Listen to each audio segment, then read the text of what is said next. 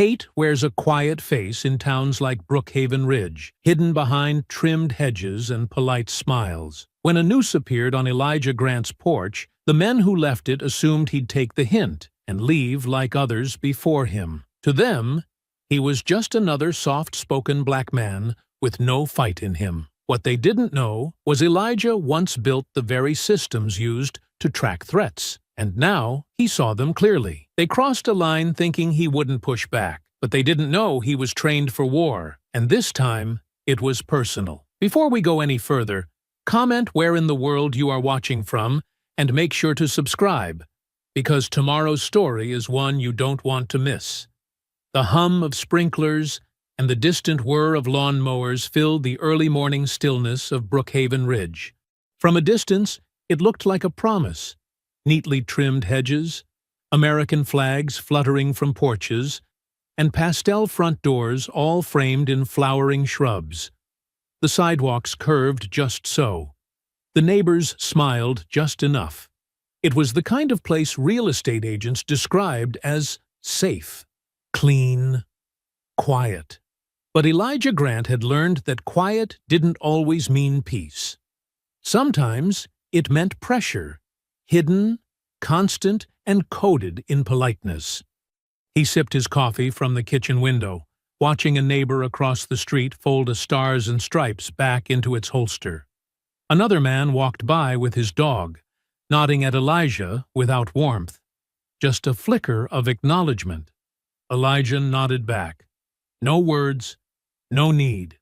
It had been 5 months since he and Tanya moved here with their daughter Naomi. 5 months since they traded the tight corners of city life for open skies, better schools, and what the realtor called community spirit.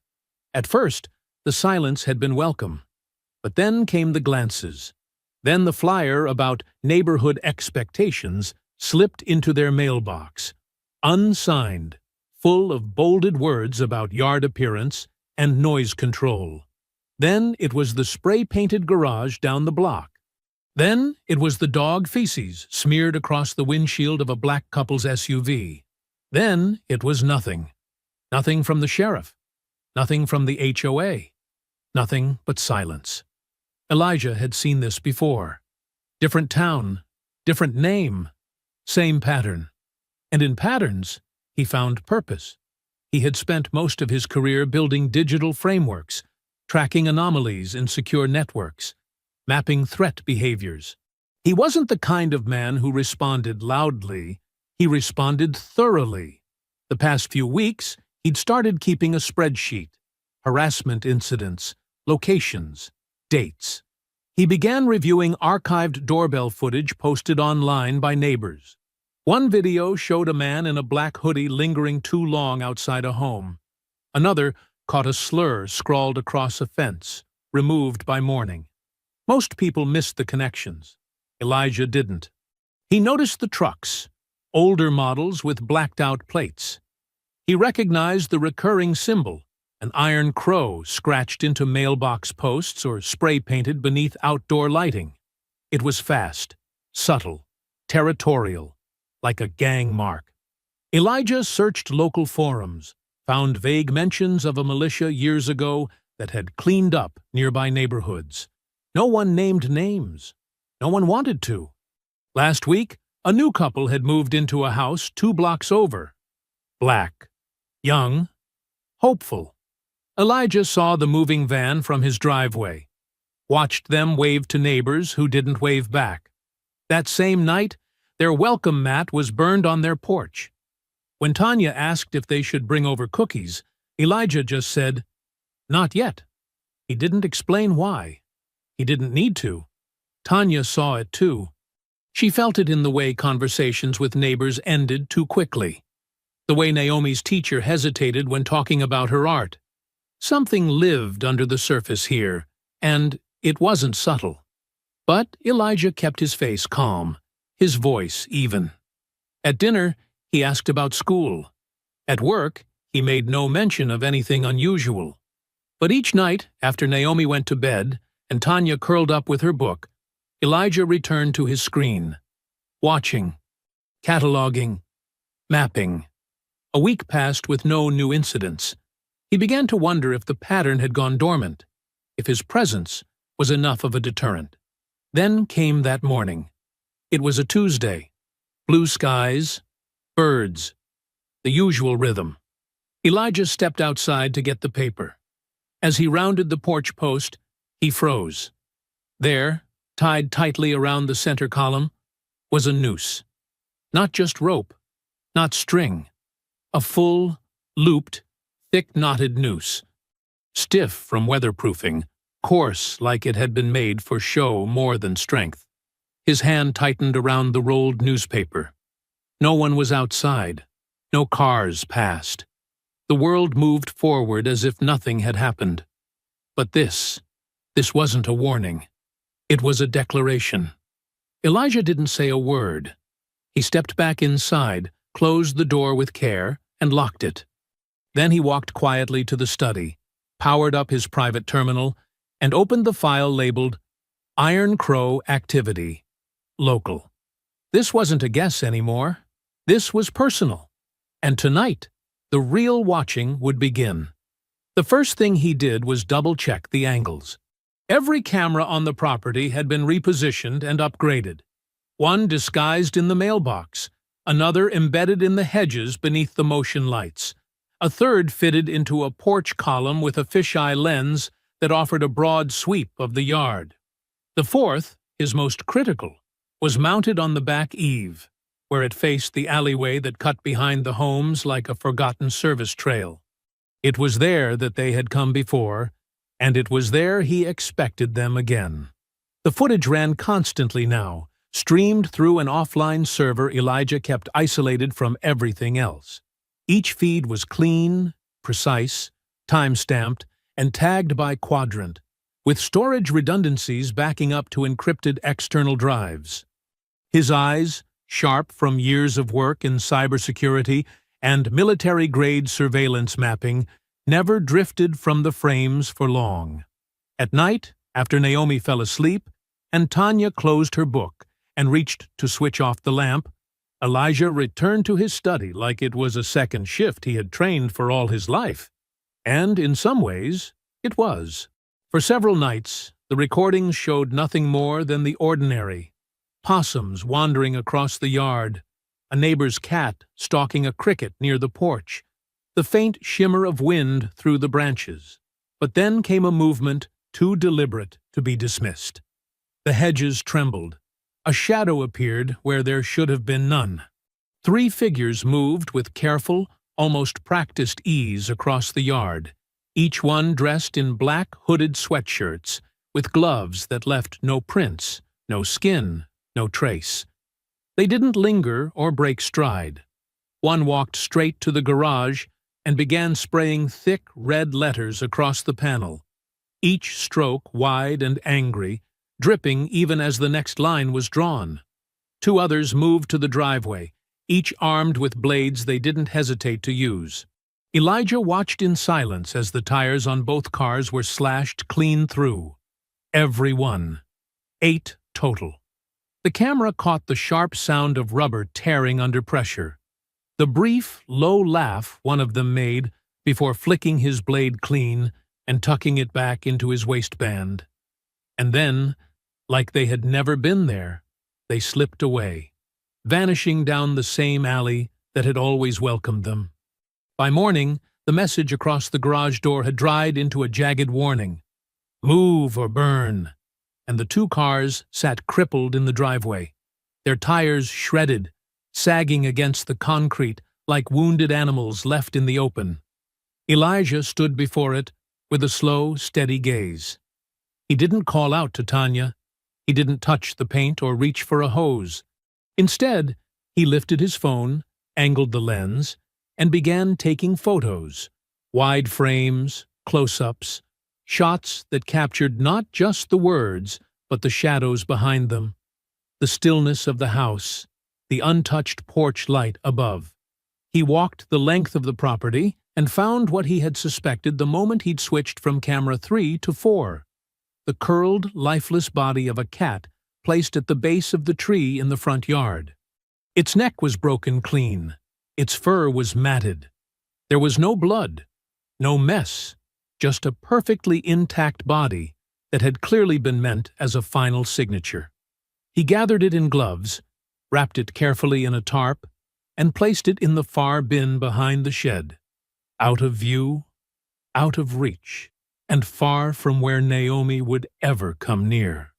Returning to the study, he compiled the photos, adjusted contrast and clarity, stripped metadata for protection, and sent the entire packet to 3 separate recipients. The first was the sheriff's tip portal, buried beneath layers of bureaucracy. The second was a local blog that often featured anonymous contributions. The third, a legal defense organization specializing in hate crimes. He didn't attach a message or request. The images alone carried enough weight. There was no response. Nothing changed. Not a patrol, not a follow-up, not even an inquiry. He waited, watching the feeds again that night, expecting, perhaps foolishly, that action might follow. But the inbox stayed silent. The footage, though damning, was ignored. And the voices of those who should have cared never arrived.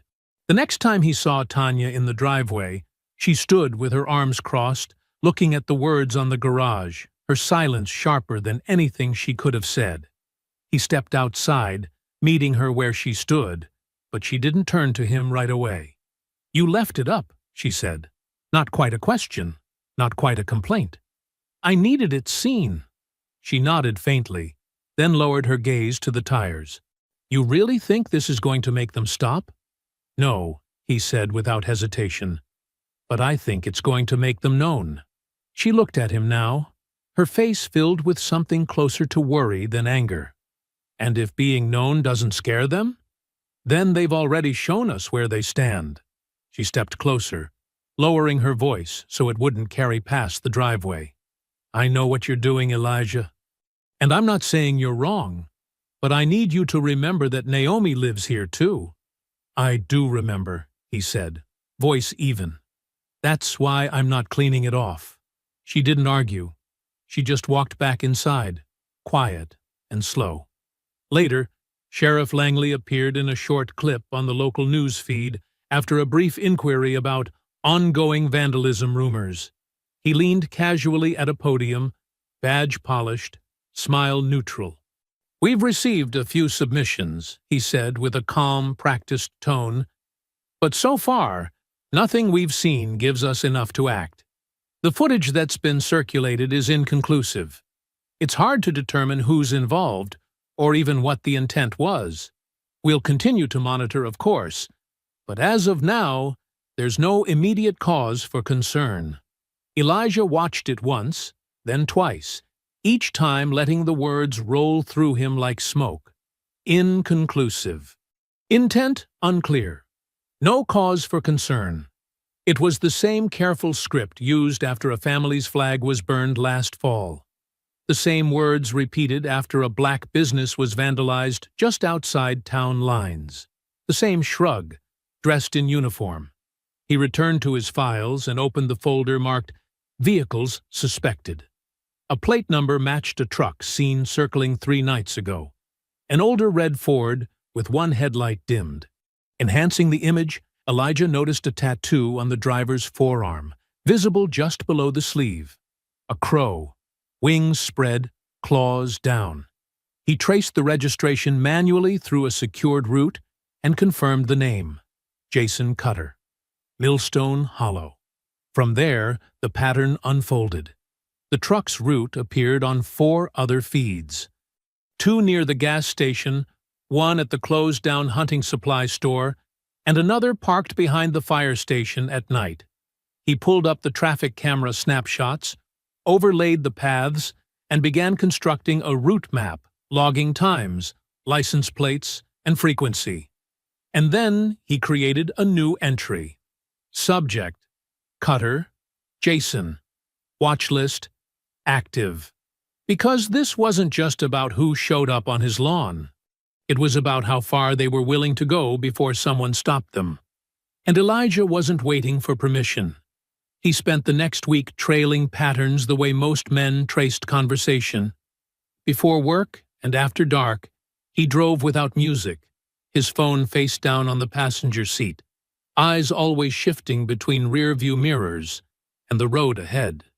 He kept a mental tally of the landmarks: the rusted gate near the power substation, the turnoff before the abandoned horse stables, the rutted path that looked like nothing more than overgrown pasture. That was where he first saw the gathering. It wasn't marked, no signs, no lights. Just a faint dirt road that bled into the edge of the forest, easily mistaken for a fire break or an old trail from when the town was smaller and the woods hadn't yet been carved into parcels. But the tire tracks told a different story. Elijah didn't follow on foot. He knew better than to risk exposure without understanding the layout. But from a distance, perched on a ridge just beyond the fence line, he could see the soft flicker of lanterns against a small wood structure nestled between trees. The cabin was no more than one level, the kind of place used for seasonal hunting or county retreats. But the number of vehicles parked outside told him it wasn't just weekend recreation. He zoomed in with a long-range lens mounted on a modified dash cam, catching clear frames of license plates. Two he already knew. One belonged to Jason Cutter. The other, previously tagged in his files, was linked to a man named Devin Ross, an employee of the city's Public Works Department. But it was the third that made Elijah lean forward in his seat. The black SUV belonged to a man named Harold Greer. Greer wasn't just a landowner, he was a member of the Brookhaven Ridge Town Council and had donated visibly to local law enforcement initiatives. Elijah had seen his name on campaign signs during the last election cycle, smiling with his hand on Sheriff Langley's shoulder in a photo that hung inside the courthouse lobby. That cabin was Greer's property, and now it served as the gang's regular gathering point. Elijah began logging every appearance: dates, times, weather, which vehicles stayed, which ones rotated. He noted when certain trucks arrived early, when they left late, and how sometimes they lingered past midnight, their engines off, their silhouettes standing in the open near firelight. No flags, no emblems, just conversations too far away to hear, and body language too sharp to ignore. Meanwhile, Naomi began drawing again. It had started quietly, with a pad and pencil set left on the kitchen table beside a glass of apple juice. Tanya encouraged it. She said it helped their daughter process the atmosphere. Less an activity, and more a mirror. Elijah hadn't thought much of it until he passed her room one afternoon and caught sight of a page that made him stop. It was a house, carefully drawn, with more detail than a girl her age usually bothered to capture. The driveway was shaded. The porch had a small planter beside the steps. But what caught his eye wasn't the house. It was the figures around it. 4 of them, drawn in black, with red slashes across their torsos. Each figure stood at a different point. One behind the garage, one near the alley fence, one in the yard, one beside a mailbox. None of them had faces. "Did you see this somewhere?" Elijah asked gently as he stepped into the room. Naomi looked up, chewing the end of her pencil. "I see them sometimes," she said. "They wait." He didn't ask more. He didn't want to lead her or put fear in her words. He just nodded, and when she left to wash up before dinner, he took a photo of the drawing and uploaded it into his encrypted archive. He labeled it Naomi Observation 1, Unfiltered. There were other sketches, too. Some showed pickup trucks without plates, drawn with rough shading and thick tires. One showed a tree, possibly the one near the front yard, with something beneath it that resembled a curled shape, a dark patch, a smear of color. He didn't ask her to explain. He just documented it. Back in the study, Elijah built a new chart that connected Greer to Ross, Ross to Cutter, and Cutter to the others. The names formed a lattice that wasn't hierarchical but circular, reinforcing each other, like an ecosystem designed to shield itself. That explained the sheriff's silence. That explained the sudden disappearances of evidence from prior cases, the unfiled complaints from other families who had once lived on this street and quietly disappeared overnight. Tanya noticed the shift in his focus, not just in the study, but in the way he moved through the house. Quiet, but always listening, always cataloging. One evening, as he washed dishes and watched the driveway through the kitchen window, she stood beside him and dried a glass without speaking. Then, gently, she said, "I saw your notes." He didn't stop scrubbing. "Which ones?" "The Greer connection." He nodded. "They're protecting them. Greer owns the land." Langley's ignoring the reports. Public Works employees are attending these meetings. They're building something off-record. Tanya set the glass down. "And how far are you planning to go?" Elijah turned off the water and faced her fully for the first time that evening. "As far as I have to. I'm not trying to fight them. I'm trying to expose them. But I have to get everything. Once. Clean. No room for denial." Her silence wasn't disagreement. It was concern. She knew he had crossed a line. Not legally, not morally, but internally.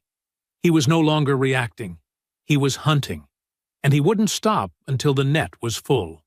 That night, long after the lights went out and the house settled, Elijah sat in the glow of the monitor, watching as 3 vehicles pulled into the wooded cabin once again. He watched as the men stepped out, greeted one another with firm nods, and disappeared into the door. He labeled the folder. Meeting 6, full rotation. He didn't know what was said inside that cabin. Not yet, but the walls were closing, and the story they were trying to keep quiet had already begun to echo through the dark. The morning began like any other, still and silent, the kind of calm that Elijah had learned not to trust. The sun was rising slow, casting long amber streaks across the dewy grass as he stepped outside to check the mailbox. Naomi had already left for school with Tanya, and the neighborhood, as usual, looked undisturbed. Driveways still damp, sprinklers ticking in rhythm, not a single curtain stirring behind the windows. He opened the metal flap, expecting bills, circulars, maybe the occasional insurance offer he never read. Instead, resting precisely in the center of the otherwise empty box, was a small padded envelope with no return address, no stamps, and no markings. The only thing written on it was his name. No title, no handwriting flourish, just block letters spaced evenly, heavy and intentional.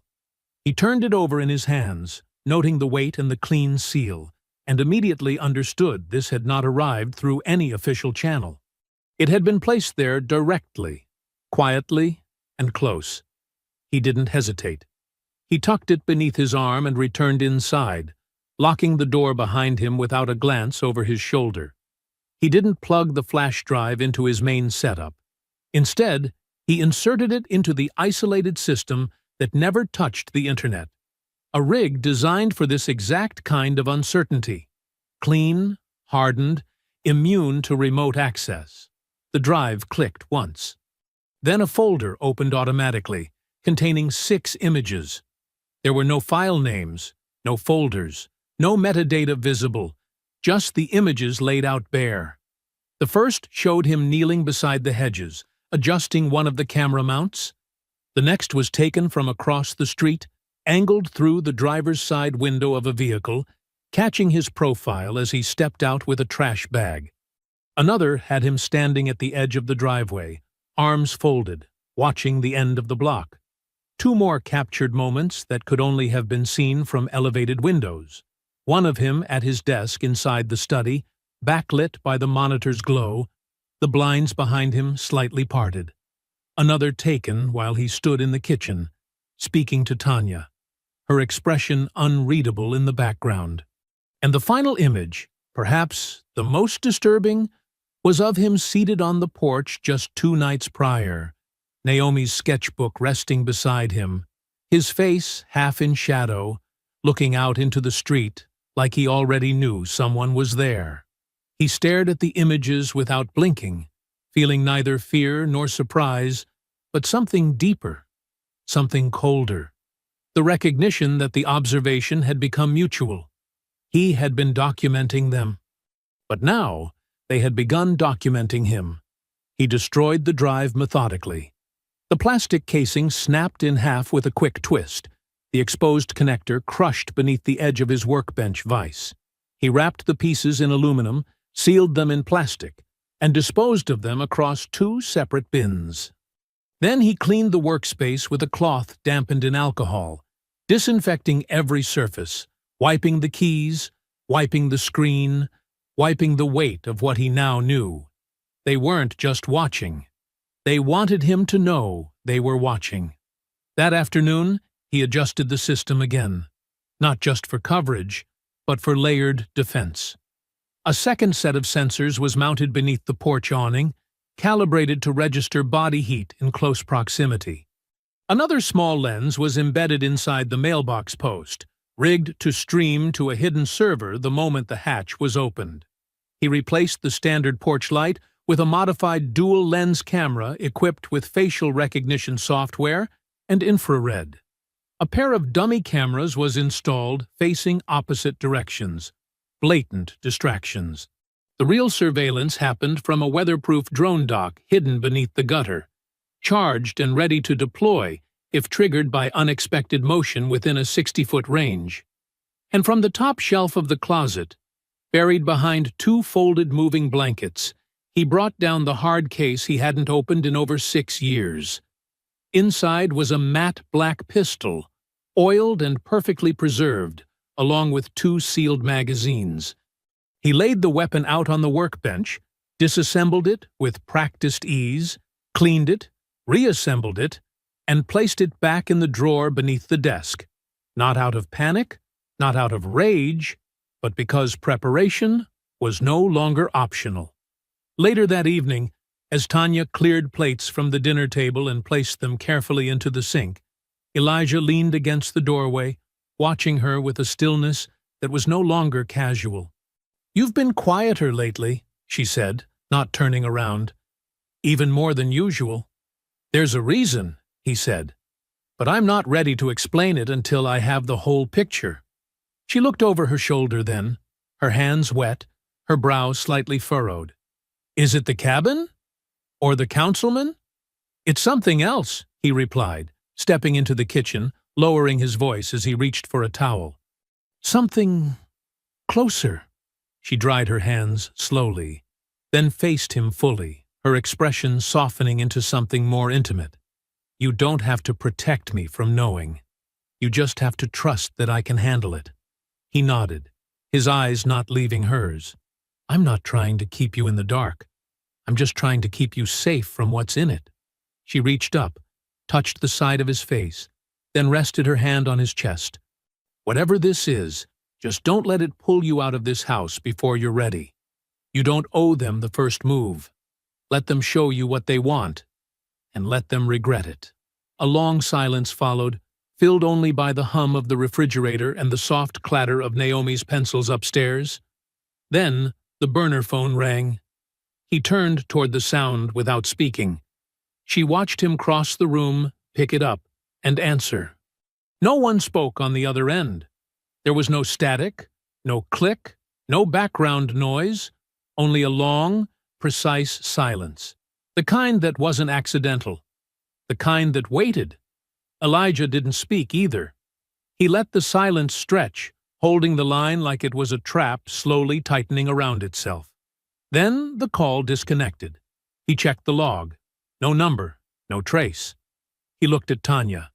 She was already reaching for the towel again, drying her hands without breaking her gaze. "Is it starting?" she asked. "It already started," he said. "But now they want me to know I'm not the only one who's watching." "Then they've made their mistake," she said softly. "Because they think watching is the same as being ready." Elijah didn't reply. He returned to the study, opened the folder marked Cutter, Jock Greer, and added a new entry beneath the lattice of names. Unknown contact. Source, proximity. Method, psychological. Status, elevated. And beneath that, another. Next move, watch the watcher. The screen dimmed slightly as the room settled again, but Elijah remained still, the reflection of code flickering across his eyes. Outside, the neighborhood curled into its usual quiet, pretending peace where no peace remained.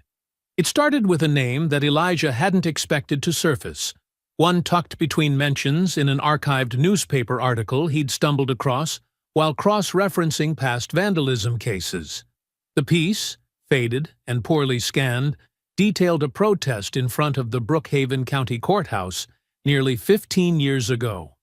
At the center of the photo stood a man with a calm expression and a steady gaze, holding a sign that read, "We were never meant to stay quiet."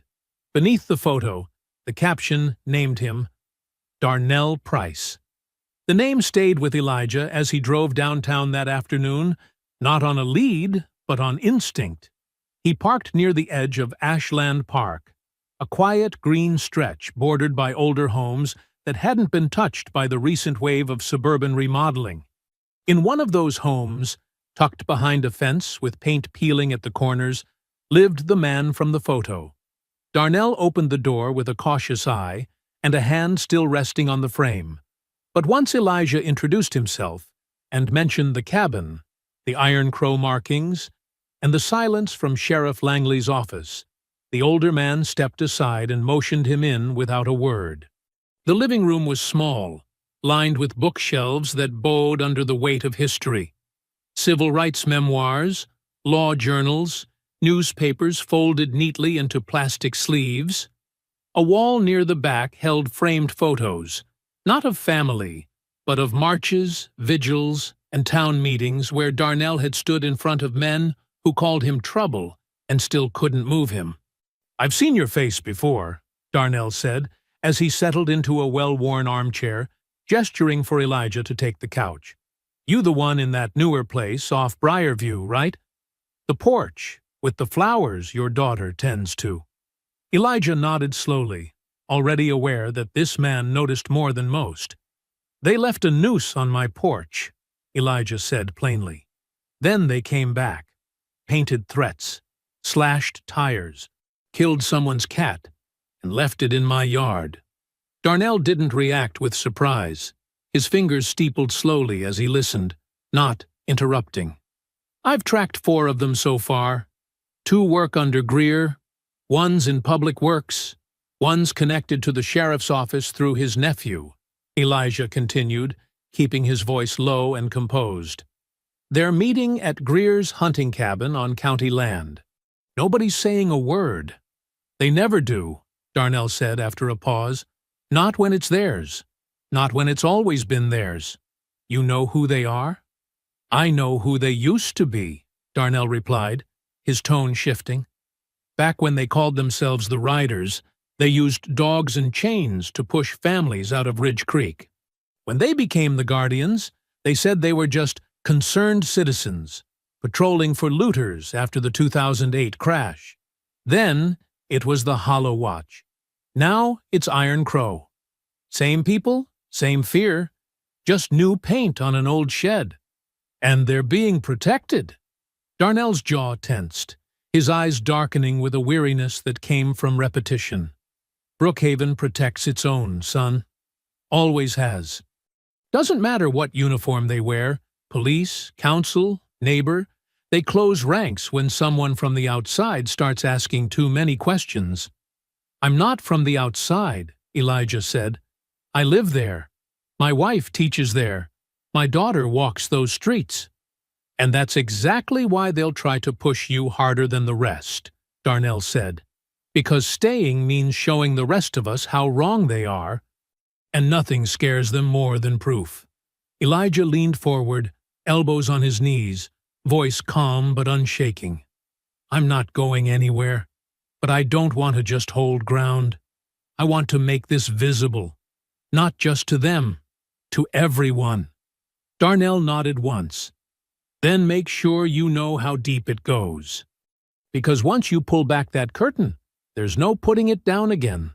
Meanwhile, across town, Tanya had begun noticing something that didn't feel accidental.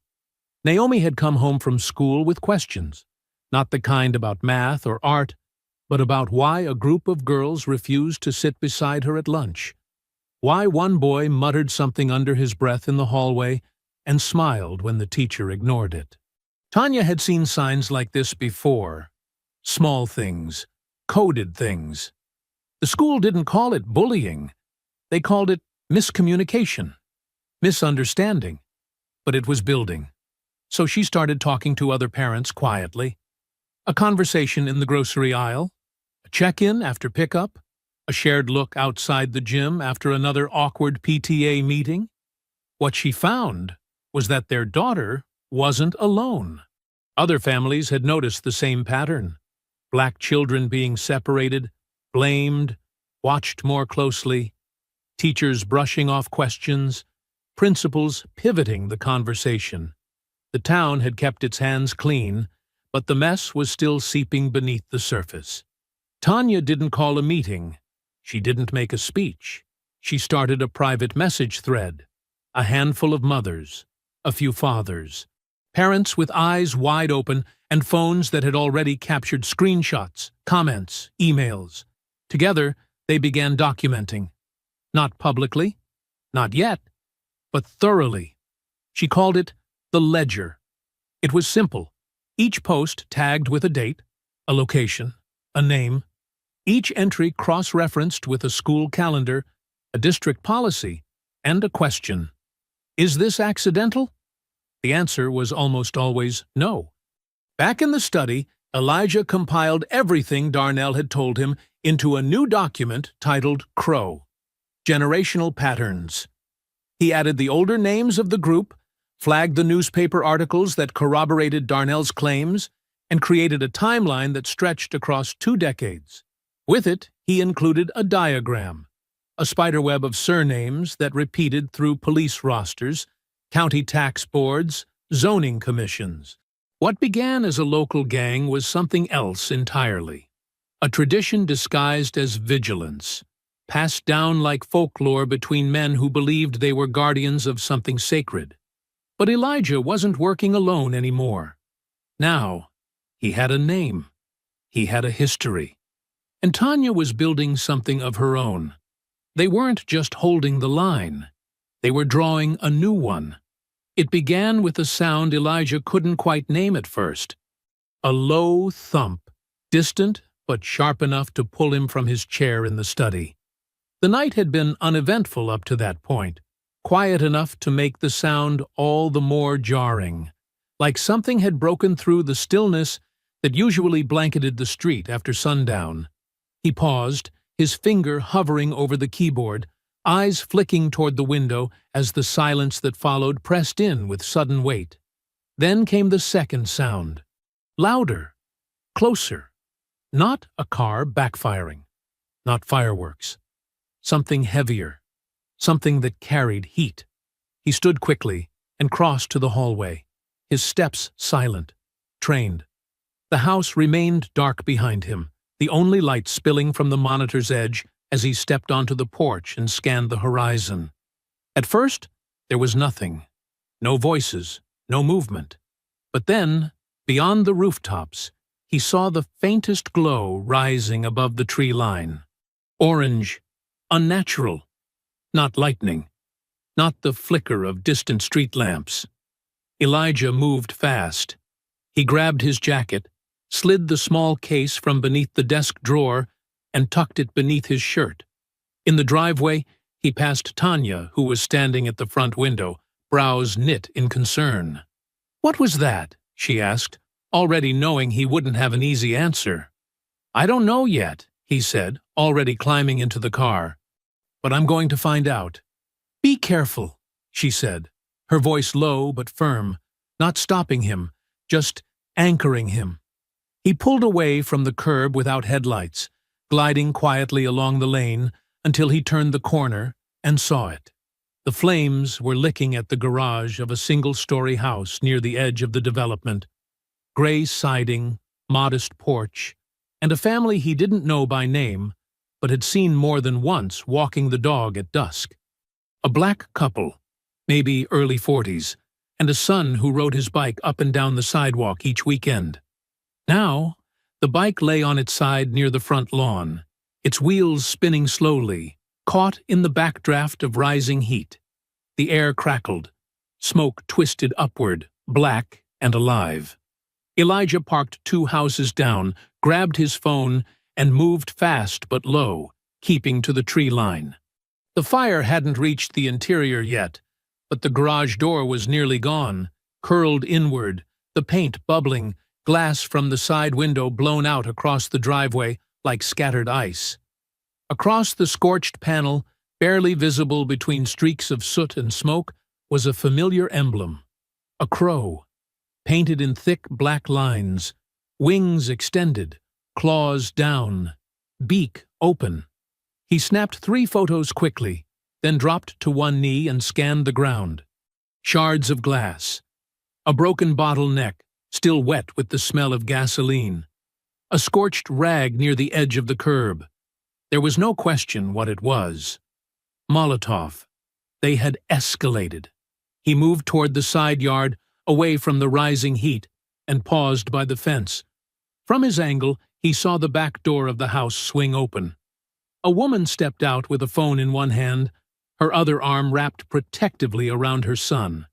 Her voice was high, panicked, repeating the address to someone who clearly wasn't answering fast enough. Elijah wanted to approach, but he knew better. He stayed where he was, watching as the father came out behind them, dragging a half-filled bucket of water and coughing violently. The family was safe. Shaken, but out. Sirens finally began to rise in the distance, slow and reluctant, as though delayed by something Elijah couldn't name.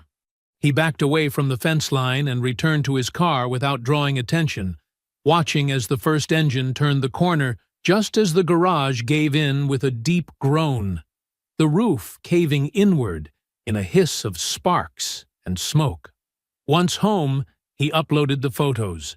The crow matched the markings from his previous files. Same angles, same spacing between the wings. It wasn't rushed. It was a signature, intentional and practiced. Tanya was waiting in the kitchen, phone in hand, the glow of a news app still open on the screen. "It's already up," she said, turning the device toward him. "They're calling it a suspected electrical fire. No mention of arson, no mention of a symbol." "They'll bury it," Elijah replied, not angry, just sure. "Unless someone gives them a reason not to." He opened a new file. Tag, Incident, 17, Waverly. He time-stamped it, logged the emblem, the Molotov evidence, the photographs, and the delayed emergency response. He cross-checked nearby traffic cameras, pulled the frames manually, and paused when he saw a vehicle parked 2 blocks down, minutes before the first sound. A black pickup with a dented bumper and no visible plate. He enhanced the image and saved it under a new tag. Suspected watch vehicle. Event match. Upstairs, Naomi's lamp flicked off behind her closed door, the glow under the threshold disappearing into stillness. Tanya stood beside him, watching the footage repeat in the corner of the screen, her fingers tight around her mug. "They're not hiding anymore," she said quietly. "No," Elijah said. "They think no one will look close enough to matter." Her eyes didn't leave the image of the crow. "They're wrong," she whispered. Elijah didn't say anything more. He just reached for his notebook and started outlining the events. Everything he remembered. Everything the camera missed. Because fire, even when it fades, leaves a scar, and he wasn't about to let it vanish into paperwork. They had crossed another line. And this time, the burn wouldn't be theirs alone. The day after the fire, Elijah didn't sleep. He spent the early morning combing through every byte of metadata captured from the traffic cam files and private recordings, checking timestamps, license plate overlays, and the faintest signals of proximity triggers from his home surveillance grid. His focus was methodical, layered. What he couldn't see with the naked eye, he enhanced through filters. What he couldn't hear clearly, he ran through frequency isolators. And what he couldn't decipher alone, he sent across a secured channel to the one person he trusted outside his home. Marcus Wynn wasn't just a former colleague. He had been Elijah's partner in the field during contract years with a high-clearance cybersecurity firm, the kind that operated quietly behind federal projects and never printed business cards. While Elijah had stepped away from that life to build something closer to peace, Marcus had gone deeper, buried in back-end systems, private defense contracts, and encryption layers thick enough to choke a satellite. If there was anyone who could make sense of the fragments Elijah had collected, it was Marcus. Within hours, Marcus responded. "I decrypted the strings embedded in the server addresses you flagged," his message read. "There's an unusual redundancy. Someone's rerouting traffic through internal proxies, local proxies, military-grade formatting, but it's been doctored. And one string showed up 3 times. Elijah opened the attached capture. OP Anchor 01139. A reference, a code name, and not one he recognized from any civilian registry. He opened a live chat, activated voice masking, and waited. Marcus answered on the first ring. "I pulled the trigger logs," Marcus began without greeting. "Elijah, these people aren't just trading messages. They're using old network scripts lifted from the Civil Preparedness Systems Initiative, the one Homeland mothballed after the rollout failed." "That was supposed to be dissolved years ago," Elijah replied, his voice low, cold. "It was. But parts of it were adapted, reissued, and buried inside civilian partnerships with local governments. Nothing formal, nothing ever signed in ink. But Operation Anchor was one of those threads. It was designed as an internal safety net, community stabilization units in case of large-scale disruption, floods, blackouts, civil unrest, that kind of thing. And someone turned it into a militia. Marcus exhaled through the line. Not just that. They branded themselves as unofficial civil defense.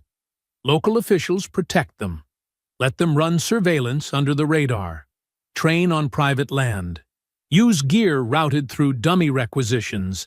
It's the oldest trick in the book. And this group, the Iron Crow movement, they've been copied across 4 counties. Brookhaven's just the most organized. Elijah sat still, one hand resting on the edge of the desk. So, the sheriff knows. He has to. The initial access key used to build the digital entry point came from someone inside a public safety department. Could be police, could be emergency services, but someone local handed them the door. "Can you send me everything you pulled?" "I already did. Files are clean, stripped of tracebacks. But if you're thinking of making it public, know this. Once it's out, it can't be pulled back." "I'm counting on that," Elijah said quietly.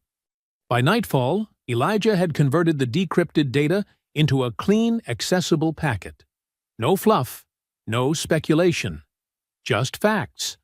IP traces, code snapshots, screen caps of the decrypted communication threads, references to Operation Anchor, and affiliated support tags linked to defense frameworks no longer publicly acknowledged.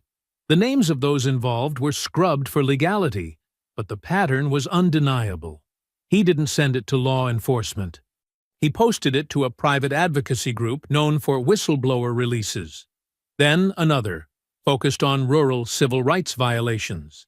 And finally, a small journalist collective that tracked vigilante movements in American counties labeled low risk on the federal threat map. The file spread fast. Within an hour, forums began buzzing. Within 3, local social media feeds exploded. Comments poured beneath the data leak. Residents questioning how long this had been happening, why their taxes supported programs they'd never heard of, and why families like Elijah's were the ones being left unprotected. A hashtag began to circulate. An anchor unmasked. Photos of the crow graffiti reappeared. No longer just tags, but warnings. The quiet network the gang had depended on was unraveling. By the next morning, Sheriff Langley stood stiffly at a podium outside the courthouse, flanked by his usual deputies, none of whom looked entirely comfortable. A row of local news microphones clustered in front of him, their foam covers bright in the late sunlight. He cleared his throat before beginning. "We are aware of a data dump circulating online that alleges connections between our office and a so-called local militia. I want to be absolutely clear. These claims are unfounded, misleading, and intended to provoke fear within our community." Elijah watched the feed from his laptop, expression unchanged, Tanya standing behind him, arms folded across her chest. Langley continued, his voice climbing slightly. "There is no Operation Anchor active in Brookhaven Ridge. There are no vigilante units sanctioned by this office.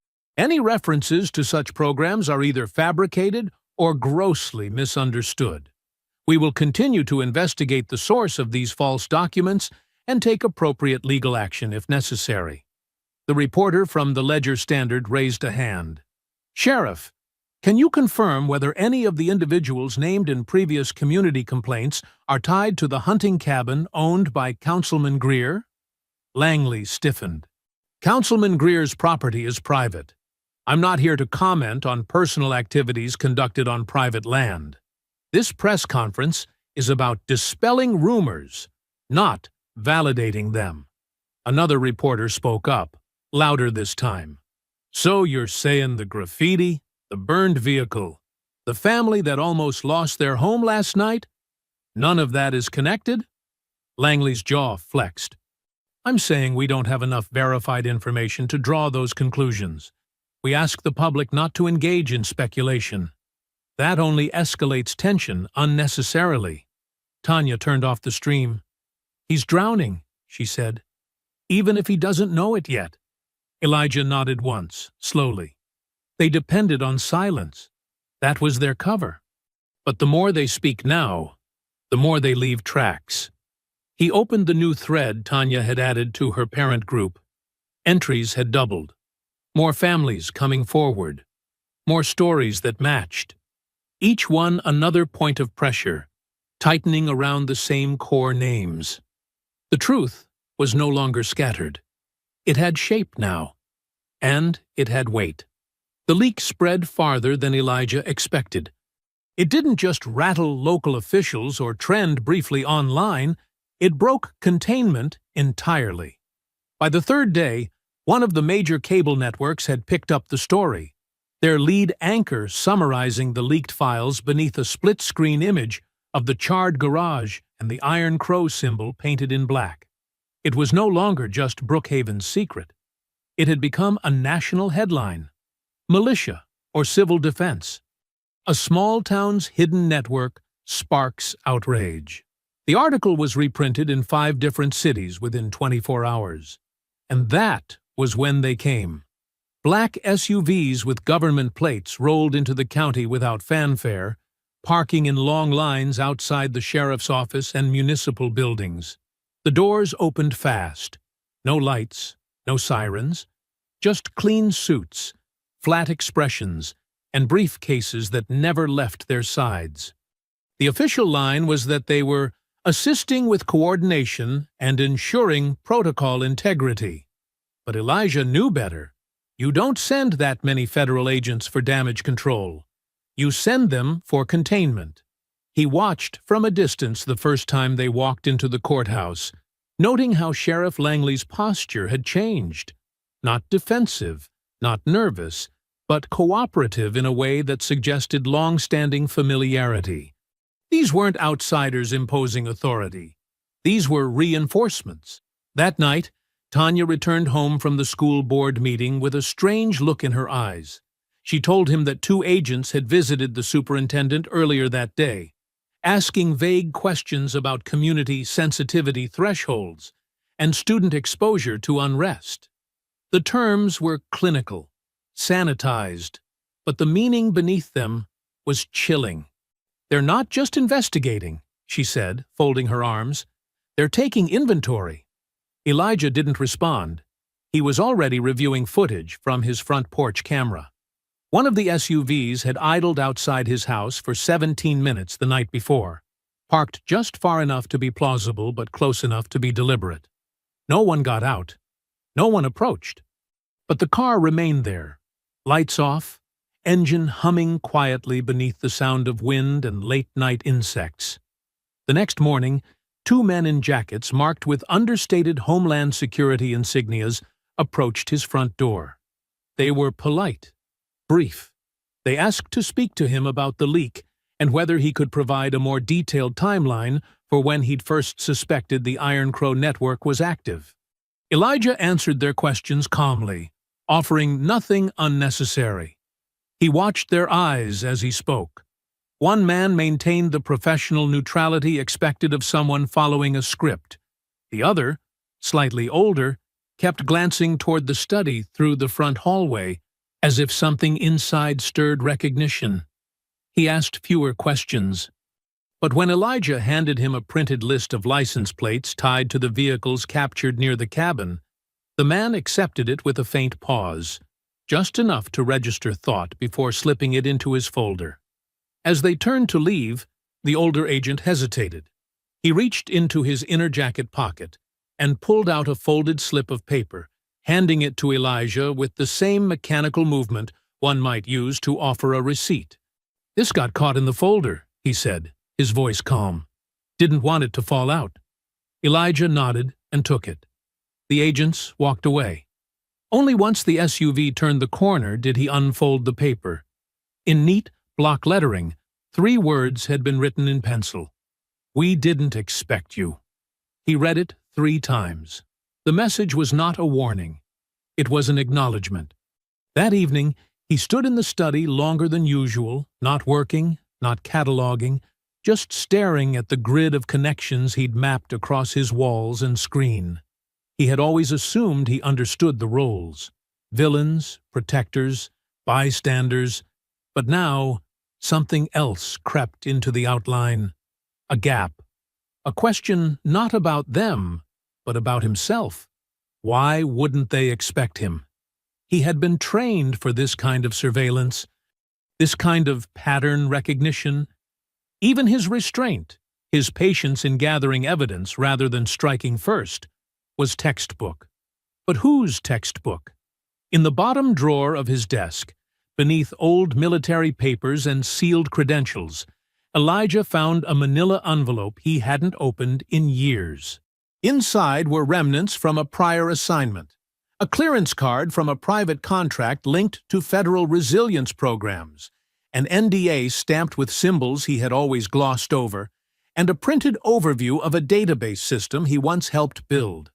It wasn't called Operation Anchor then. It had a different name. But the infrastructure, the objectives, the talk of community integration protocols, they were all there. He stared at his own handwriting in the margins of one page, noting his initials beside a redacted list of behavioral flags, criteria used to monitor domestic disruptions in specific regions. That database had been years ago. Long before Brookhaven. Long before the move. He hadn't thought about it since he left that world. But someone had.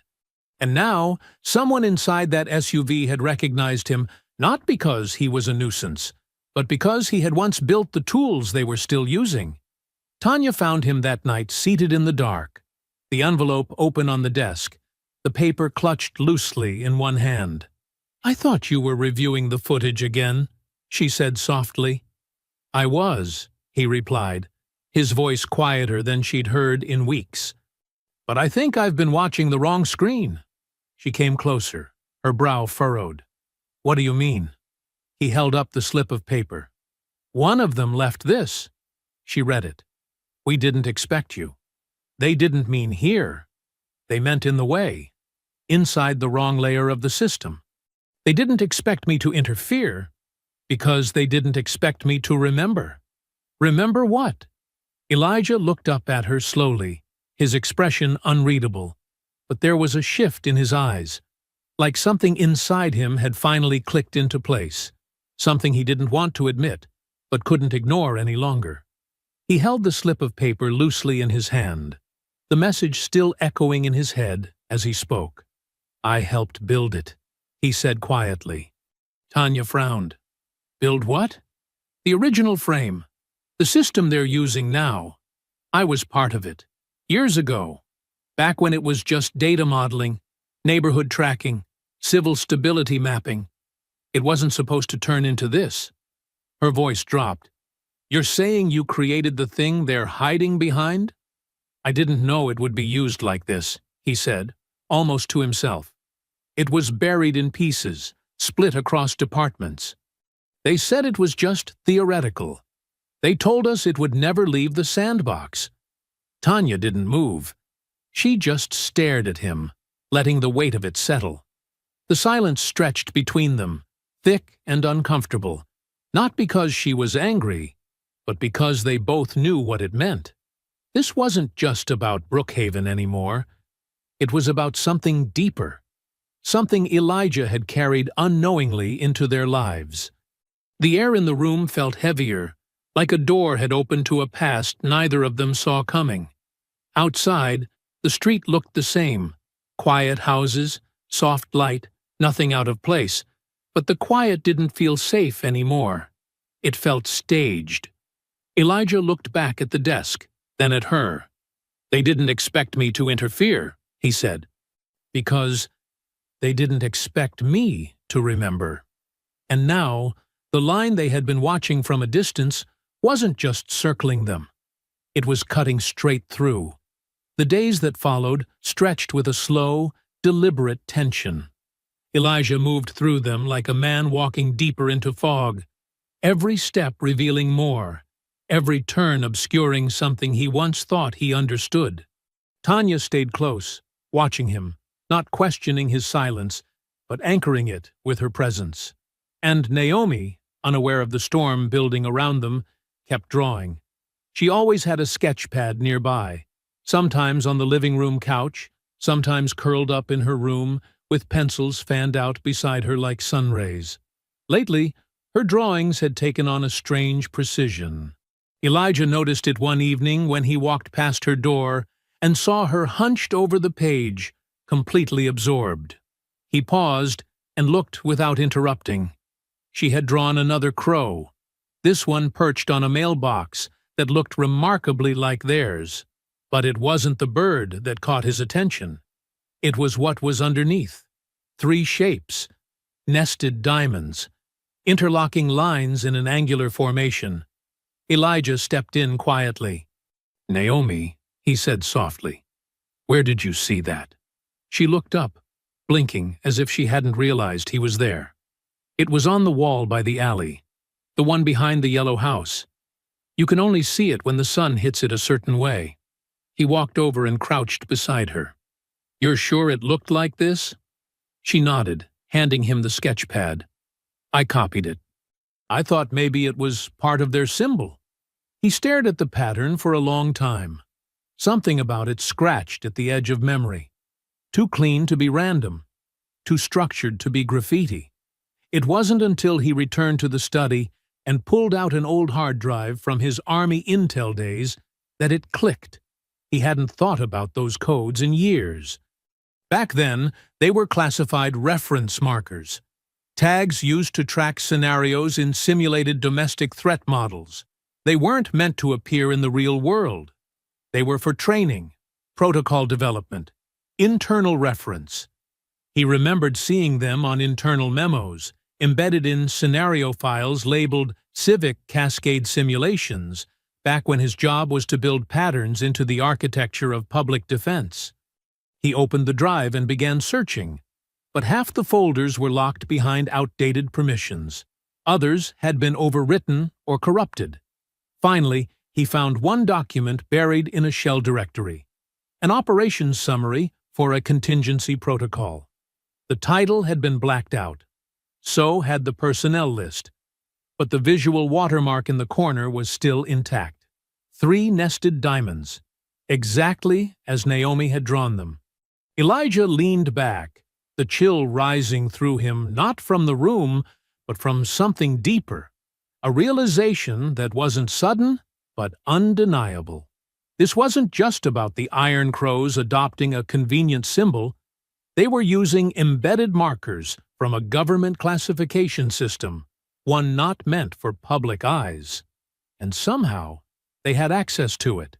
He tried pulling the metadata. Blocked. Tried routing through his backup authentication. Access denied. When he attempted to use the old clearance code Marcus had once shared, the screen flashed red. Request restricted. OP Anchor, Level 3. Elijah stared at the words as if they were a warning he could feel in his chest. He sat motionless for a long time, then shut the system down, removed the drive, and slid it back into its case. He pulled out his phone and dialed the only person who might know what these symbols were doing in Brookhaven. Darnell Price didn't answer. The first call went to voicemail. So did the second. By the third, Elijah left a message. I need to talk. It's about the symbols. You said they changed names. I think this goes further. Call me.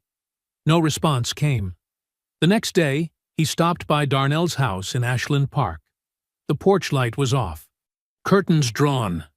The car parked across the street, usually Darnell's, was gone. A neighbor working in his yard gave Elijah a nod, but looked away too quickly when Elijah approached. He hasn't been around since yesterday, the man said. Said he was visiting family. Didn't say where. Elijah nodded, thanked him, and walked away. But something didn't sit right. Back at home, Naomi brought him another drawing. This one showed a wall of tangled symbols, not just crows, but variations of the diamonds, circles, and bars mixed in like static. Elijah didn't recognize all of them, but he saw enough to know they weren't just art. They were being used, left behind as signals, markers. Naomi tilted her head. Do they mean something? He looked at her and forced a soft smile. Yeah, they do. She watched him for a moment longer. Are you scared? His answer came slower than expected. No, just more aware now. She nodded like she understood, even if she didn't fully. That night, Elijah stood by the window, staring out at the still street, his arms crossed, eyes scanning the shadows like they might speak back. Tanya joined him without saying anything, slipping her hand into his. She didn't ask about the drawings or the file. She had seen enough to know that something had shifted again. This time not from the outside, but from deep within the story Elijah was piecing together. Darnell's silence wasn't just absence. It was avoidance. And the symbols Naomi had drawn were more than relics. They were part of something alive, something waiting to be recognized. The arrests started just days after the leak went viral. One by one, the names Elijah had been tracking for weeks began showing up in brief mentions on local forums and buried lines in the police log. Jason Cutter was the first. A neighbor posted that unmarked vehicles had pulled up outside his house early in the morning. No sirens, no shouting, just men in plain clothes with radios who entered the house, stayed for half an hour, and left with Cutter in the back seat of a dark SUV. No one saw him return. Then came Devin Ross, the city worker tied to the councilman's cabin property. Arrested during what was labeled a routine internal investigation. No details were given, only a vague line in the city's employee bulletin about administrative leave pending legal review. 2 more disappeared from Elijah's watch list. Vehicles gone, job titles scrubbed from city directories, homes quiet. The local paper ran a single paragraph. Several individuals are currently being investigated in connection with recent acts of community unrest. Officials are cooperating with federal partners to ensure public safety. No names, no mugshots, no charges listed. Just a neatly wrapped summary suggesting that consequences had arrived. At first glance, it looked like justice.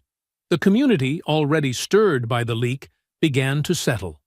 Some praised the authorities for acting swiftly. Others claimed the system had worked.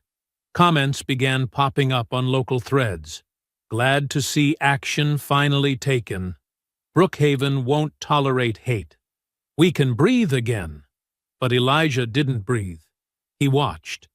He read between the lines. Because what others saw as justice, he saw as maintenance. A carefully staged display meant to restore order, not truth. None of the arrested men had appeared in court. No public statements were made. No charges were formally presented. They had simply vanished, absorbed into a process too smooth, too quiet, and far too convenient. It didn't feel like prosecution. It felt like containment. Then Tanya came into the study, holding her phone. They posted it. She handed him the article. It wasn't on the front page of the Brookhaven City Watch, but tucked behind a school board announcement and a piece about summer road repairs. Sheriff Langley announces retirement, effective immediately. The article praised his decades of service, his commitment to law and order, his measured response during recent events. It mentioned nothing of the leaked files, nothing about the Iron Crow connections, nothing about the footage. Just the image of him smiling in his uniform at the last Founders' Day parade, hand over heart, flag waving behind him. He was stepping down with full pension. No hearing, no investigation, no questions. Elijah stared at the screen, jaw clenched. Tanya folded her arms. "They're tying it off like a loose thread," she said. The gang disappears, the sheriff bows out, and we're supposed to believe the story is over. Elijah stood, pushing back from the desk. "This isn't justice. It's choreography." Tanya's voice dropped. "So what now?" He didn't answer right away. He walked over to the window and looked out across the yard where it had all started, where the noose had once hung, where silence had tried to make itself king. The lawn was still, untouched. But he no longer saw a house surrounded. He saw a platform. "We take it public," he said finally. "You already did. The leak—" "No," he said, turning to her. "That was just information.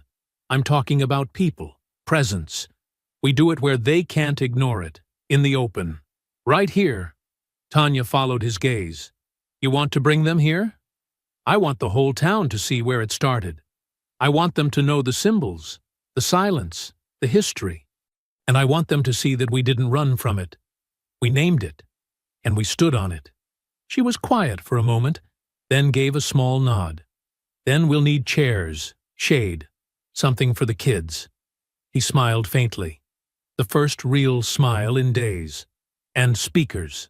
And cameras. We'll document every word."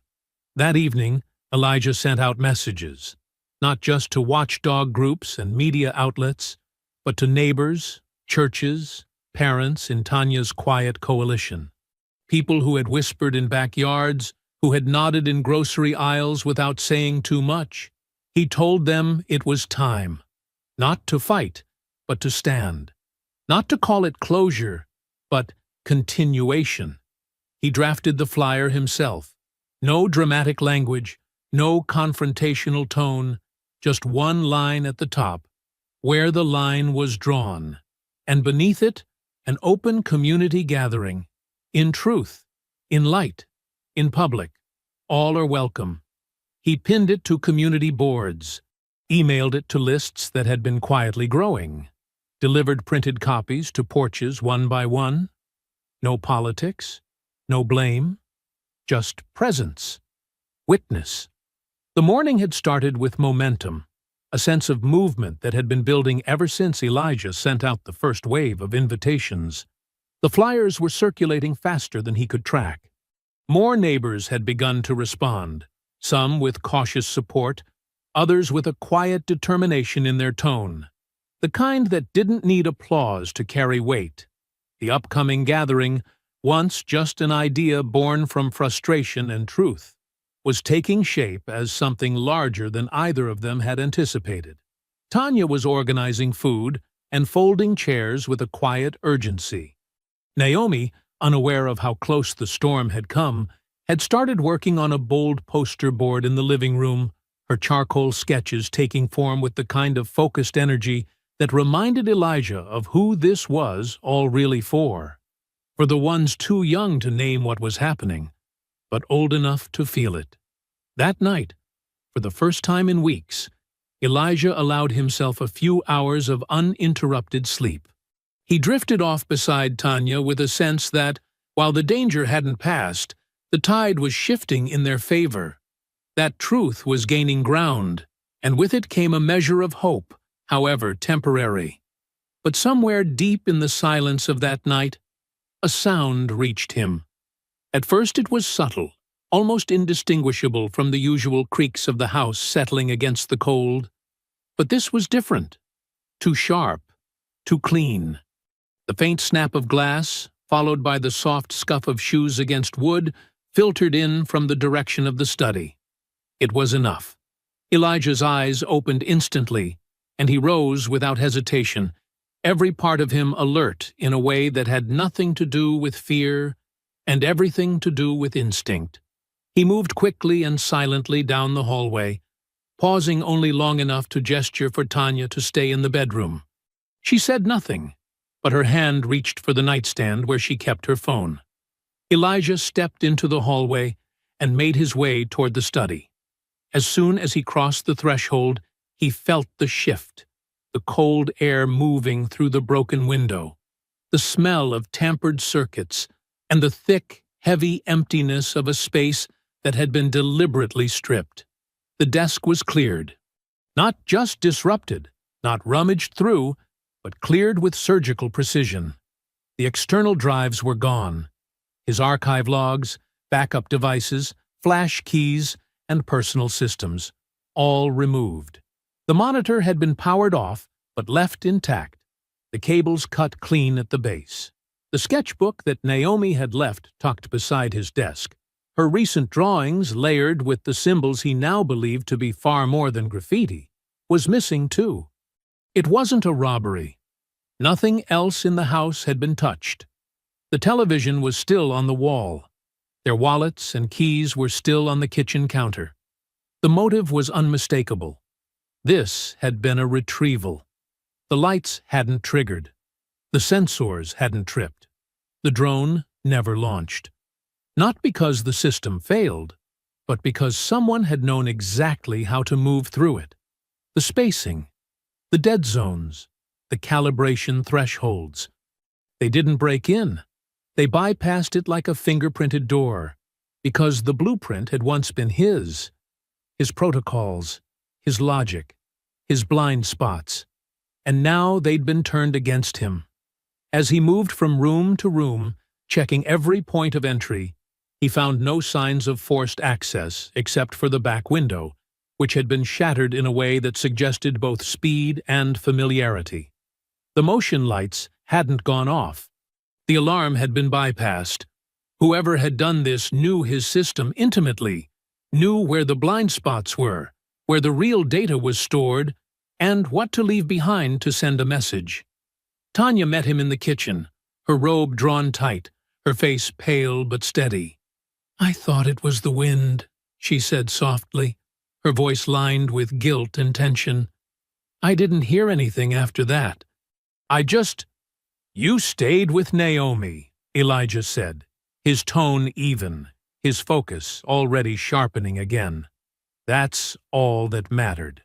He left her at the table and stepped into the garage, pulling open the access panel beneath the workbench and retrieving the tracker reader he hadn't used since before the leak. Something about the break-in felt too timed, too precise, and he needed to be sure. When he moved to the underside of the car and scanned the frame, the reader emitted a quiet ping. The signal was weak, masked by shielding, but there, magnetized to the rear axle, was a slim black device, military issue, coated in anti-reflection resin and nearly invisible unless you knew exactly what to look for. He removed it carefully, wrapping it in copper mesh, and sealing it in a lead-lined container he kept for this exact kind of breach. No doubt remained now. This wasn't just local retaliation. This was coordinated, trained. They hadn't just come for his data. They had come to remind him how much they knew, and how closely they were still watching. He returned inside, unsealed a burner phone from his emergency kit, and powered it on. The moment the signal connected, a new voicemail appeared, time-stamped from just before the window had shattered. There was no caller ID, no return number. He pressed play and listened. The voice was male, low and deliberate, with a cold steadiness that suggested no emotion, only certainty. "You're unraveling something you helped build. Stop now." There was no threat, no insult, just fact, clinical, direct, and final. The message ended there. He played it again, this time with Tanya beside him. She said nothing while it played, but when the voice cut off, she reached for the counter and slowly set her coffee mug down. "They're not warning you," she said, her voice a mix of anger and clarity. "They're telling you that you've crossed a line." Elijah nodded, staring at the phone like it held the weight of the entire machine now turning against them. "And they think I'll retreat." She looked at him carefully. "Will you?" "No," he said. "Not after this." He opened his desk drawer and pulled out a fresh legal pad, not to rewrite what had been taken, but to begin drafting something new. The event would go on. The location would stay the same. And this time, every speech, every story, every face in that crowd would be recorded, backed up, and streamed beyond the reach of the people still pulling the strings in the dark. They hadn't silenced him. They had only confirmed how deep the truth ran, and who else it was now meant to reach. The drive out to the hills took longer than Elijah remembered. The road curved in long, quiet stretches, the kind that felt like they weren't meant to lead anywhere except memory. The last time he had made this trip, it had been under entirely different circumstances. Briefings, transfers, and the kind of controlled urgency that didn't invite questions. Now, the silence felt heavier, not because of what he hoped to learn, but because of what he already suspected. He parked at the edge of a gravel drive, the house small and weather-worn, a modest cabin surrounded by pine trees and the distant hum of nothing. On the porch sat a man in a worn flannel shirt, sleeves rolled, eyes shaded by a ball cap that had seen more years than some of the wars they'd survived. Frank Kelton hadn't aged much, at least not on the outside. The sharpness in his expression remained intact, even if the years had smoothed the edges of his frame. He stood before Elijah reached the steps, already reading the questions written across his old colleague's face. "You're late," Frank said, not unkindly. "You didn't say a time," Elijah replied. Frank gave a tight smile. "Exactly." They sat on the porch, in the kind of silence that only two men who had spent years in noise could share without discomfort. It wasn't until Elijah pulled a folder from his bag, a copy of the symbols Naomi had drawn beside the leaked Operation Anchor tag, that the air shifted. "I need to know what this is," Elijah said, sliding the pages across the table between them. "I already know it wasn't fake." Frank didn't touch the pages. He looked at them, then looked back at Elijah, something settling in his posture like a decision he hadn't wanted to make but had finally accepted. "It was real," he said after a moment. "Started as a domestic mapping project under the Department of Defense. Operation Anchor wasn't a single op. It was a series of network programs, predictive containment, community stabilization. They used it to build profiles, flag potential threats before they ever acted. You remember the phrasing, indicators of ideological drift, socio-behavioral deviation markers, neighborhood volatility scores. We ran all of it." "I remember the models," Elijah said. "I built half of them. But we were told it was for post-disaster response. infrastructure strain, social cohesion after storms or terrorist events. We were working with hypotheticals. Frank's voice lowered. We were told what we needed to hear, and we wanted to believe it. Elijah's jaw clenched. So what happened? What always happens, Frank said. The framework worked. Too well. Some contractor ran the models through different inputs, crime stats, protest patterns, voter shifts. They started generating heat maps, showing where the unrest would come from next. Only it wasn't predicting terrorism. It was predicting demographic disruption. And that's when it got buried, rerouted through civilian partnerships, and rebranded under federal resilience initiatives, the kind that report to no one. Elijah leaned forward, the pages still untouched between them. Why didn't I know this? Frank finally looked at him, the weight behind his gaze more personal now. You didn't ask. None of us did. You were one of the best data miners we had. You built tools no one else could. You built the blockchaining for local surveillance adaptation. You designed the Community Signal Index. That index was for population stress points, Elijah said, but the words felt hollow even as he said them. It was supposed to help. It did help, Frank said. Just not the people we thought. Elijah fell back in his chair, the ache behind his eyes settling in. The Iron Crows are using it, he said finally. They've adopted the framework, the way they're moving, the way they're tagging homes, the way they're building these patterns. It's all based on the same lattice model we used. They're not just imitating the system. They are the system. Frank didn't respond. He just stared out over the ridge, his hands folding slowly. I leaked the files, Elijah continued. I exposed what I could. But someone knew. They broke into my house. They wiped my drives. Took Naomi's sketchbook. They left a message. Frank didn't blink. They want you to stop. I know. But I won't. There was a pause before Frank said anything else. And when he did, it came with a name Elijah hadn't expected to hear. Darnell knew. Elijah turned slowly. What? He was part of the civilian review panel when Anchor transitioned into off-grid testing.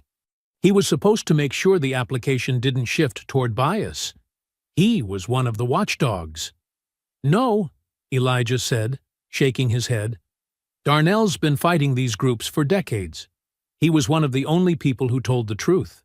He did, Frank said, until the model started working, until it became bigger than oversight. He saw what it could become, and he walked away. But he never told you. Not because he didn't believe in you, Elijah, but because he knew what it would mean if you found out your own hands were in the foundation. Elijah sat with that for a long time, the weight of it not sharp, but slow and unrelenting. His work, meant to stabilize and support, had become the very thing now used to target families like his. It had been repurposed, repainted, and turned inward, against the people who were never supposed to be seen as threats. He stood, the air heavy, the ground beneath him feeling strangely unsteady. I need to speak to him, Elijah said. Frank shook his head. He's not going to answer. Not now. Then I'll go to him. Frank nodded, then added quietly, You still planning your event? Yes, Elijah said. And I'm not just telling the story of what they did. He turned toward the car. I'm telling the story of what I did. Because if the system had begun with his silence, then it would have to end with his voice. The church was empty when Elijah arrived. No lights, no choir practice echoing through the halls, just the hollow stillness of a midweek afternoon and the faint scent of old wood and dust. Darnell had always liked to meet here. Neutral ground, he called it. The kind of place people listened because the walls held more than echoes. Elijah walked through the side entrance without knocking, his footsteps quiet against the faded linoleum. He found Darnell in the back office, seated behind a cluttered desk with papers that hadn't been touched in days. There was no surprise in his eyes when Elijah stepped through the door, only a slow exhale, as if he'd been expecting this moment and had dreaded its arrival. "You came," Darnell said quietly. "I found out," Elijah replied. "About Operation Anchor. About your role." Darnell nodded once, neither defensive nor ashamed, just tired. "I figured you would. You were part of the civilian oversight," Elijah continued, closing the door behind him. "You were supposed to keep it from turning into this." "I was never in charge, Elijah," Darnell said.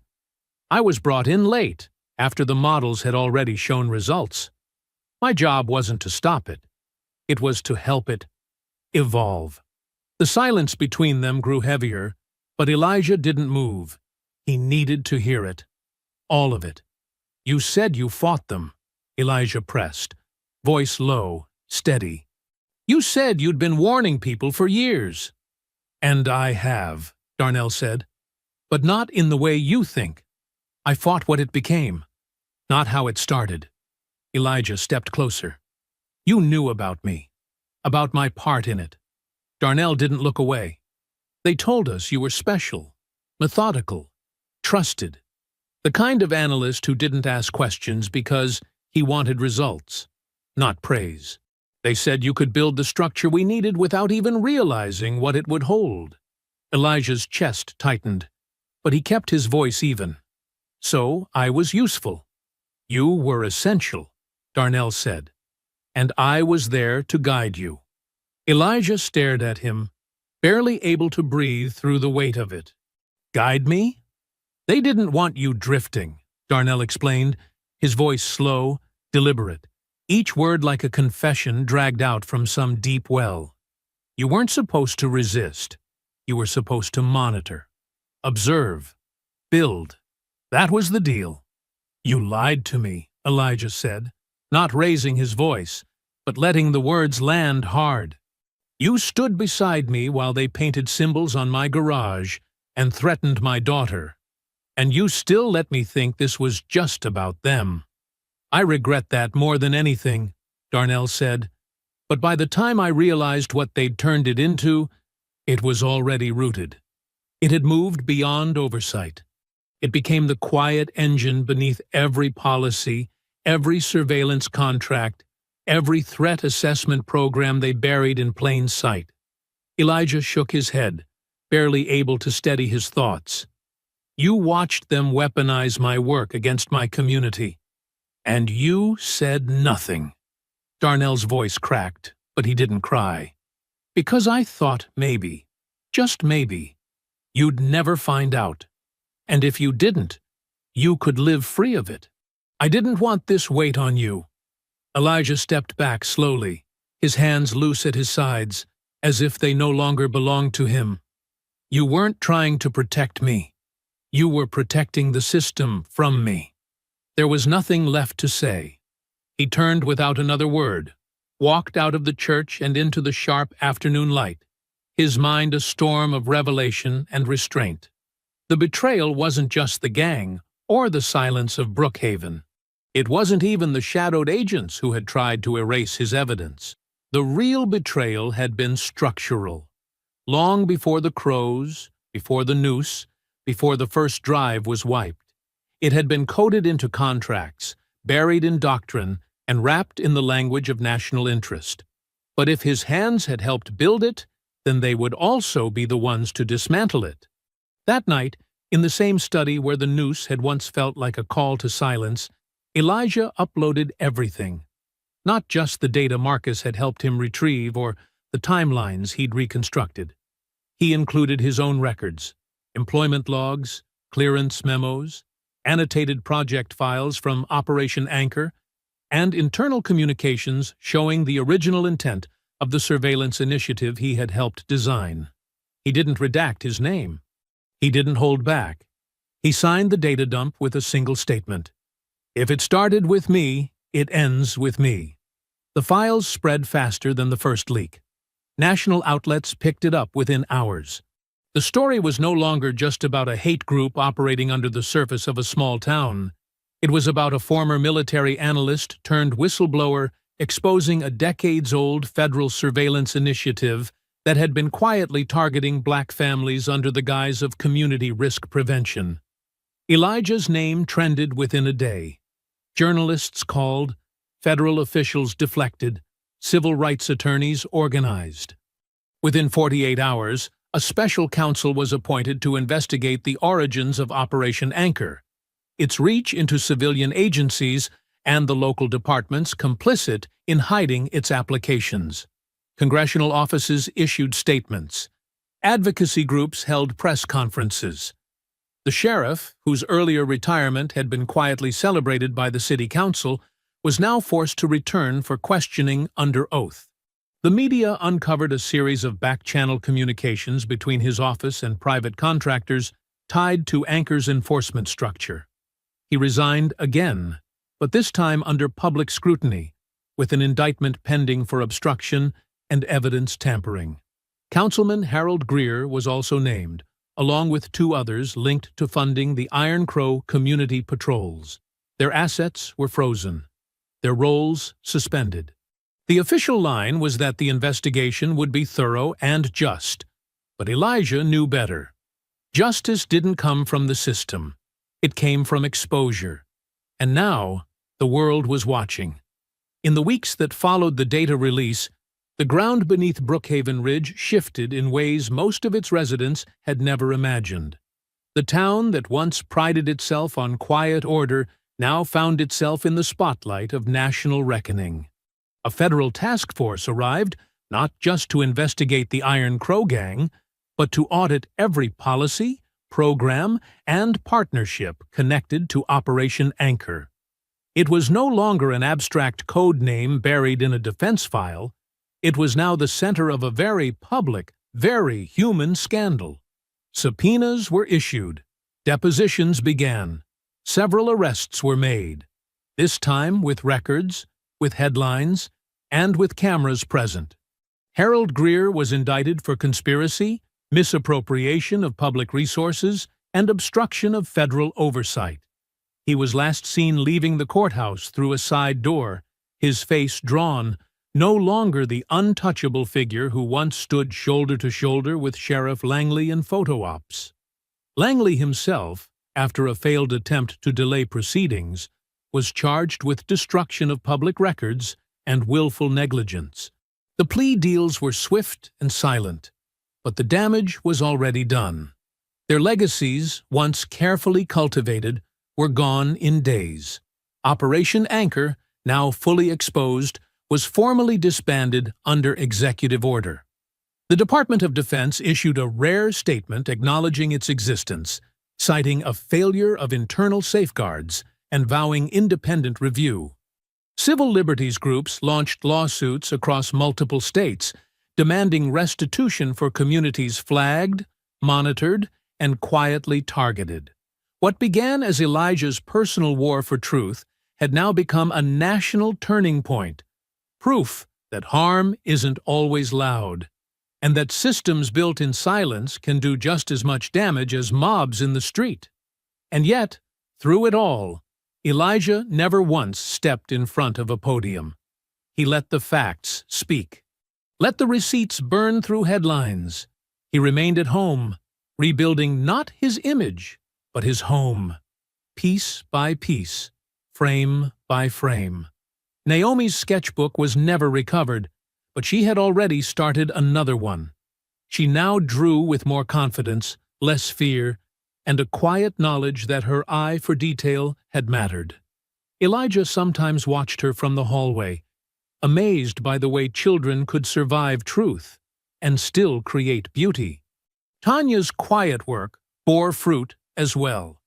The ledger, once a private message thread shared among concerned parents, had grown into a formal coalition.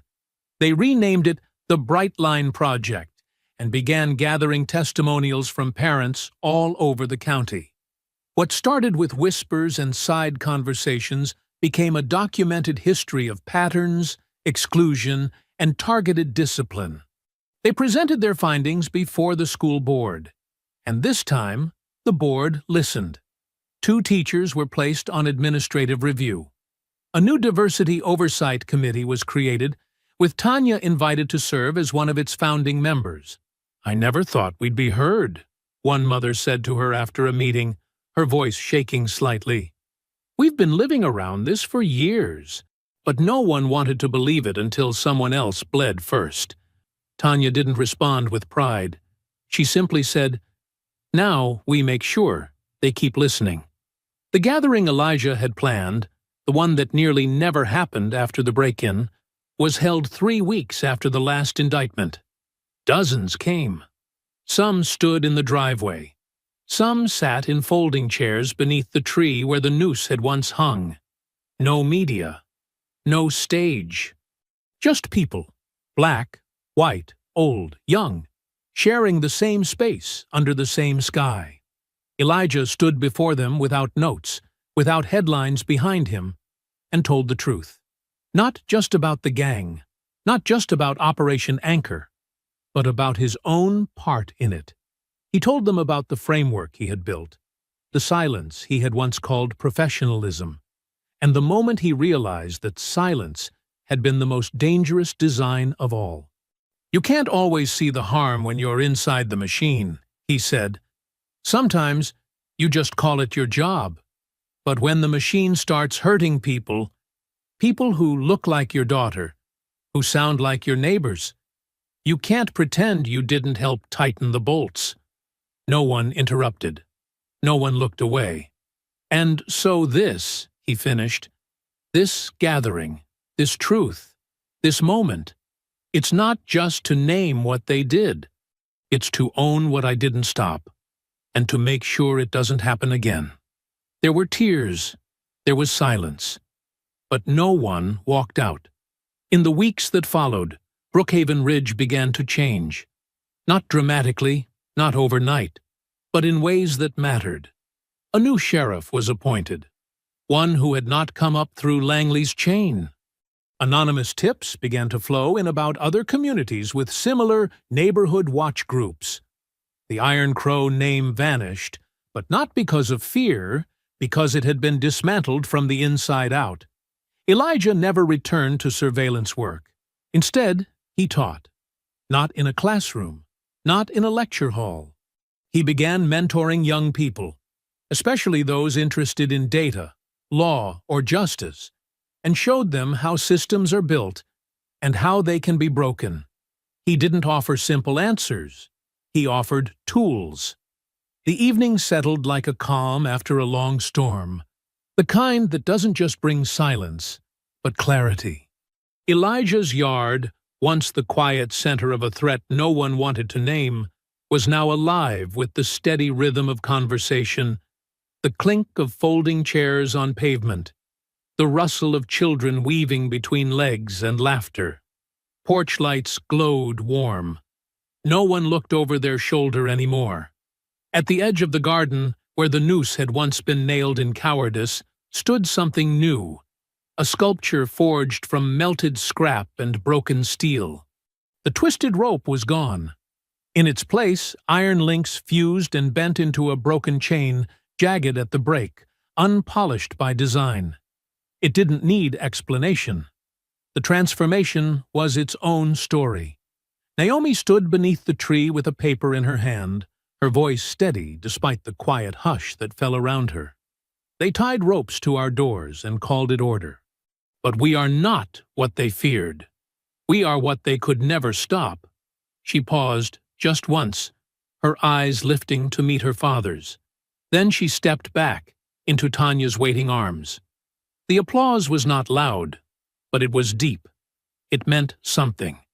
Elijah stepped forward, not to speak from a podium, but from the same spot where he had once stood alone, watching his lawn marked like a battlefield. This time, he stood surrounded. "There was a time I believed the system could fix itself," he said. "But it didn't. And then I found out why." He told them the truth about the program, the silence, the betrayal from within. He said it plainly, without dramatics or pity. "I built tools they used to measure threat. And then they used those tools to call us dangerous. He pointed to the flyer taped to the old maple. The Civic Sentinel Network. A new initiative. Community-led, transparent, watchful, and accountable. I was trained to monitor, he said. Now, I monitor back. Tanya stood at his side, arms folded but proud, her eyes moving across the crowd, not with fear, but with care. As the sun dipped low behind the rooftops and the broken chain caught the last gold light, the yard, once a target, stood tall. Not as a memory of what was done, but as a line drawn in full view, never to be crossed again. I hope you enjoyed that story. Please share it with your friends and subscribe so that you do not miss out on the next one. In the meantime, I have handpicked 2 stories for you that I think you will enjoy. Have a great day.